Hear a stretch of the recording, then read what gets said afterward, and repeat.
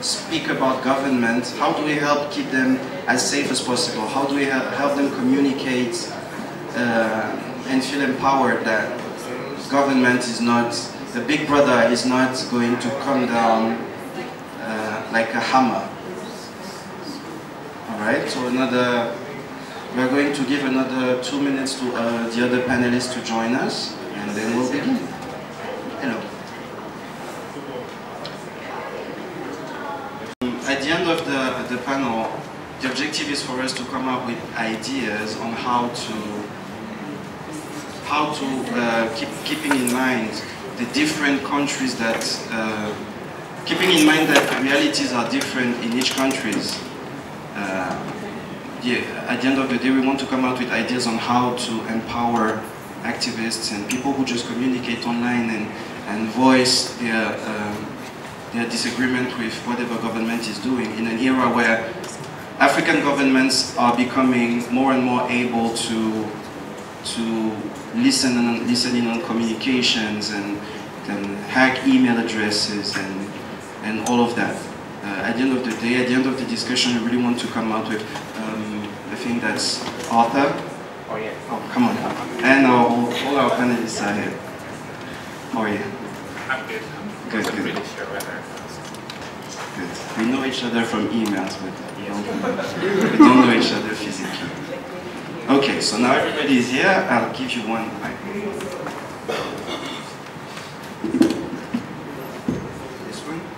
Okay. First question. What do you see in the future for African activists? Now that governments are able to, using, for example, IMSI catchers to listen in on communications, they are becoming cheaper and cheaper. We have seen research on how some governments have hired the services of international companies who are able to hack Facebook accounts and WhatsApp accounts and whatever. We've seen that African governments are actually investing in those technologies. What do you see in the future, be it close or...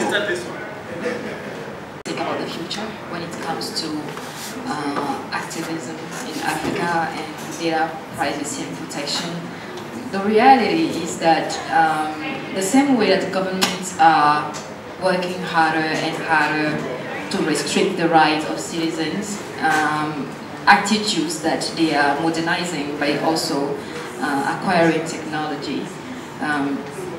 The citizens are also fighting back. We have an increase of awareness among African citizens and activists all over the continent, and they are becoming more organized, they are becoming more savvy, and they are understanding their rights even better. So despite the fact that governments are striving hard, either online or offline. Okay, so I'm cautiously optimistic, because I think that there's, I'm very cautious about my optimism around citizens' awareness, because I think that there's an assumption that when you talk about human rights defenders, it's a homogeneous group who are aware of the threats at the same time, and face the same challenges and the same threats. So I foresee, that variation in human rights defenders understanding on the need to be cautious, because there's also this false optimism that governments are slightly more tolerant. If you look at the number of human rights defenders that have been arrested and gotten out, like you are arrested, you go through a court case, and then you're eventually released. So I think that the challenge that we're going to face is a widening of the gap and variations in this group, which is definitely not homogeneous. We need to be able to classify within our context that we do have very excitable activists like myself.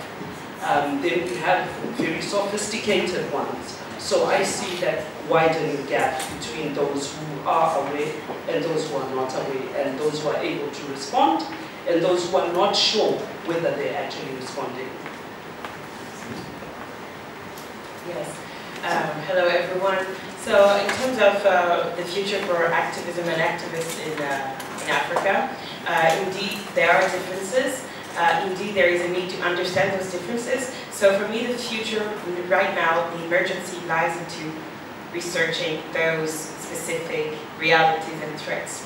We are all aware of, very aware of the tools that are used in Northern Africa, for instance, and who are the European companies who sell them, but we barely know about what's happening in West and Central Africa. We have suspicions, of course, that journalists who do a tremendous job trying to put words on these wrong situations, but there is a need for scientific and technical understanding of what's happening. The same way that we know that journalists, Mexican journalists, for instance, received spam and phishing emails, and we gave a name to that. I forgot the name, sorry, of the Trojan horse that was used, but at least we need a better, it's very urgent because as I was discussing yesterday with Farida, we at Internet Without Borders think that there is definitely a war being led at the moment, and there are two, how do you call it, tranchées in English. Two sides, yes. Two factions indeed in this war, and it's we're not using this vocabulary to scare. It's just to show the emergency of being as sophisticated as the adversary is, which is the adversary works with very competent surveillance companies coming from places of the world in northern part, like we call it the North, the Great North, and also this company do have interest in operating in testing. I'm sorry, it's been like the fifth time I'm using this word, but it's just because it has shocked me so much to find out about Cambridge Analytica and find out about other companies. Yes, there needs to be technical and scientific sophistication of our knowledge as activists of what threats we're facing.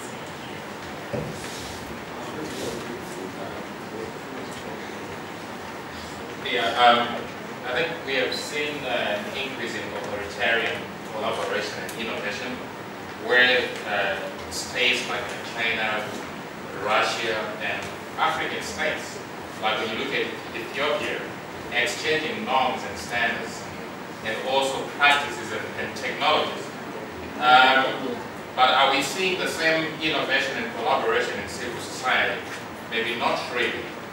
When you look at the beginning of the 2000s or late 90s, when the Arab Spring, we thought it was going to catch fire across the world, maybe sub-Saharan Africa, but it did not. Although the internet has given activists the power to collaborate across borders and to innovate, but we're not really seeing tangible results in terms of democratic change, in terms of social activism. Why is it that so? I think when you look at research by Jennifer Pan and a few other researchers, they talk about online activism not translating to offline activism. We have civil society organizations focusing on digital rights on the one hand, and then we've got other organizations focusing on offline rights.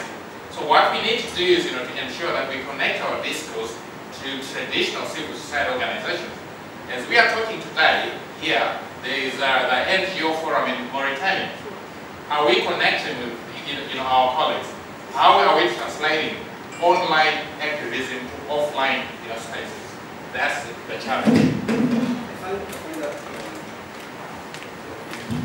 I find that really interesting that you see some optimism all the way down to some cautious optimism. Nobody said there's no future. Nobody said, none of you said, I don't believe that activism has a future because technology, because governments are investing so much money on keeping tabs or on activists. I find I am much more, what's the opposite of optimistic? I'm much more pessimistic. Thank you, don't judge me, and I find that very interesting that people who know much more about what is going on the continent have a good idea of what is going to happen. Just a quick, raising hands. And again, that has been done on Twitter by Paradigm Initiative. I found that really interesting. There was a question asked on Twitter, who in Nigeria, I think it was only located in Nigeria, felt comfortable discussing online, didn't feel threatened to communicate online. I think 48% of the people who participated in the survey said they felt comfortable. They felt that there was no problem for them to say anything they wanted online. About 12% felt they didn't really know, and the rest felt the government may threaten me. I'm sure that this number will be much, much lower in Cameroon, in Chad, in Togo, and in different countries. So it's good to keep that in mind. Do you think, is there such a thing as good government surveillance for activists? We are not going to say, I don't think anybody believes that the government should just give into anything and just let anybody say anything they want online. Do you think there should be some surveillance? Is there such a thing as good surveillance? Anybody wants to chime in?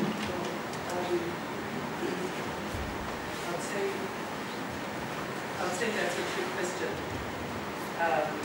I don't think there's such a thing. Surveillance is surveillance, and you can't actually classify it. I think we also need to agree that when you look at human rights defenders, surveillance is one of the threats, but you also have digital threats that result from the surveillance. And sometimes people would think that because you've been surveilled, your activity is being monitored online, you've been ruffled up a little, so it reduces the, the amount of time or the work that you're doing. It's more subtle, but it still has a huge impact in terms of the extent to which you can mobilize, engage, and share whatever it is that you are actually working towards. I think when we talk about surveillance also, it's important to recognize that there is a significant number of activists who are aware that they are being surveyed, and also are very strategic about the way that they communicate or they mobilize. So what is important to note, and I had a note on it here, is that it's important for there to be a plan around the risks of being online, mobilizing online, working online. So there is no such thing as good and bad. What is important at that particular moment, if you are going to be working online, communicating, mobilizing, is to have a strategy around it, be aware of the risks, and respond to it.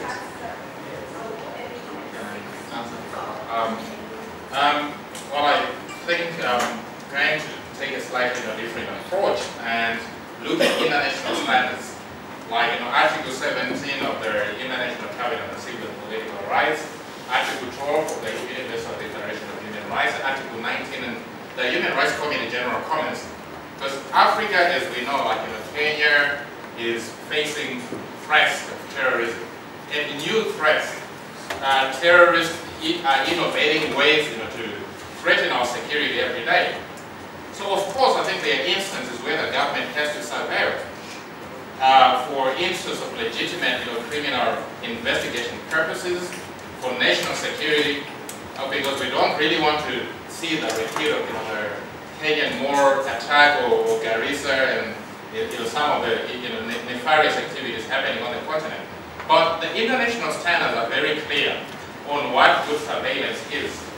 That it has to be necessary, proportionate, legitimate, and in line, and look in terms of a law. And that law has to be in line with international standards. That is General Comment 34 to Article 17. If you read the report by Navi Pide of 2014 and writings by Frank LaRue, David Kay, reports, they actually define international standards. But the application of international standards is very difficult. It's a very dangerous terrain because most governments say, well, this national security. Look, for example, in Nigeria, they say hate species terrorism. So where do you draw the line? It is very difficult. It's very difficult. So I agree to a certain extent with Leo that there's no good surveillance.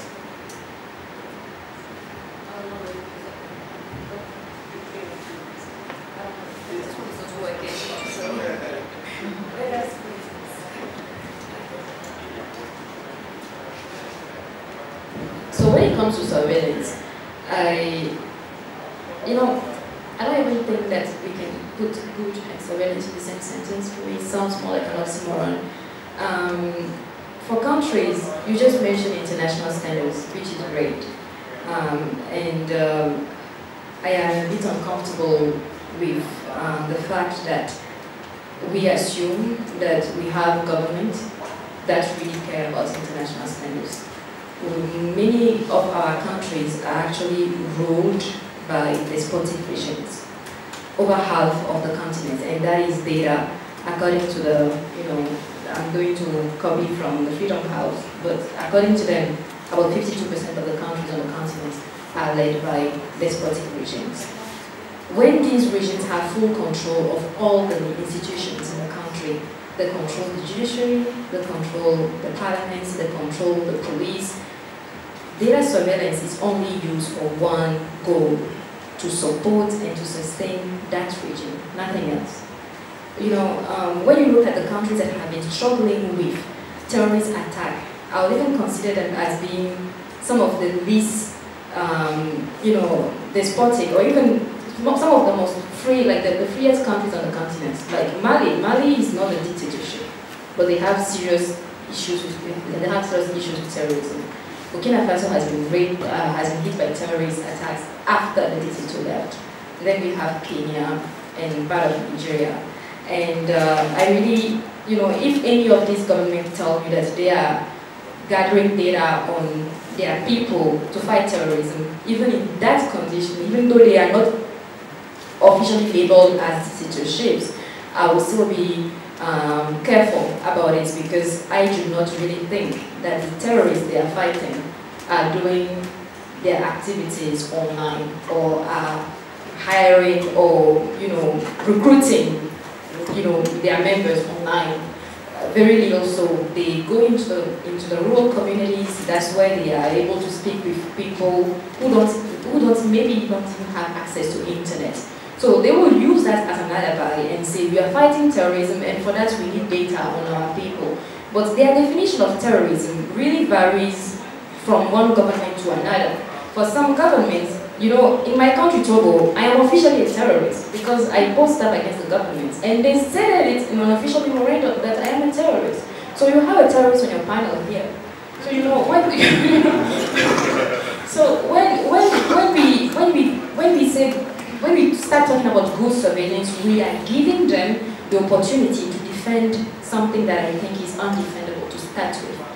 The people need to have a certain level of control on what kind of information their government can collect on them, in what conditions they can use this information.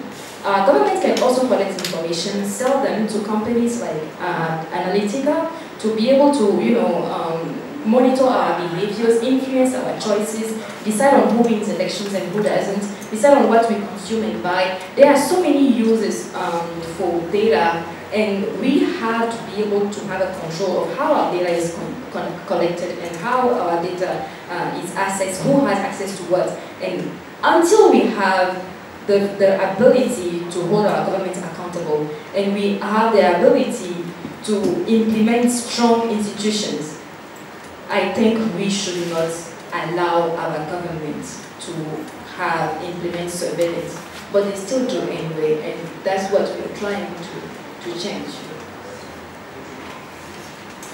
Yes, just totally agree, and to insist on the importance of counterbalances. We indeed understand, because that's the reality. There have been terror attacks, as it has been reminded, but it's also true that most of the terrorist attacks were prepared offline, not necessarily online. Many studies tend to prove it, even in studies conducted in countries like France or the US, which have been also affected by this phenomenon. But yes, back to international standards, the idea is the necessity to have counter powers, either through an independent authority which will, well, grant access to data collected, which will make sure that the data collected are saved in the server in the country with limited access given and granted to you know, certain types of professionals and others. All these types of questions indeed can all be dealt with in a free and open society, and obviously it's not the case in most of the continent, unfortunately for now. So yes, again, it's a fight that we have, a victory that citizens need to win, and it's a process that's ongoing. And for that, for now, we need to protect ourselves. That's the emergency. We need to understand the threats, and we also need to be proactive. Citizens should not only be forces of compensation, they are also forces of propositions, because we need to prepare for what comes after, because there will be an after. That's undoubtable. I find it fantastic to have so many different angles on the same issue. And I find that also very interesting that you spoke about Cambridge Analytica. It's a big company, invested millions of dollars in trying to sway the way people thought using social media, something they are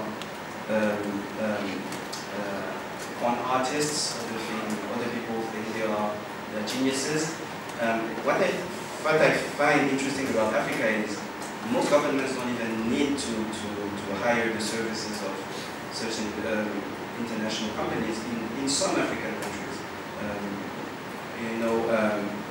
If a government has close relationships with a mobile operator, for example, or an ISP, an internet service provider, all they need to do is just ask for anybody's, the internet service provider knows everything you're doing online, every website you visited, the mobile operator knows every phone call you've placed. They may even know if you're not using encryption, they may even record your communication very easily, your SMSs. So in Africa, basically, they wouldn't need the help of, some governments have hired international companies to go into even hacking encrypted communication. So we can imagine how bad it is for communication